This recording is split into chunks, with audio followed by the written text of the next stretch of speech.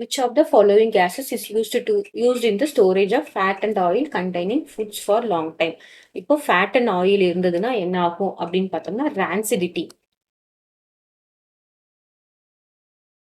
Rancidity அப்படின்னா என்ன அர்த்தம்? ஃபேட் அண்ட் ஆயில் கண்டென்ட் இருக்கிற ஃபுட்ஸ் கெட்டு போயிடும். There will be change in taste and change in smell. So to prevent rancidity, நம்ம சிப்ஸ் பேக்கெட்ஸ்ல நமக்கு ஏர் இருக்குல்ல, அந்த எதுனா இருக்கும் அப்படின்னு பார்த்தோம்னா நைட்ரோஜன் கேஸ். ஓகேவா? Nitrogen gas is used to prevent rancidity.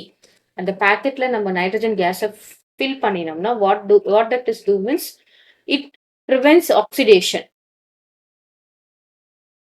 It prevents oxidation.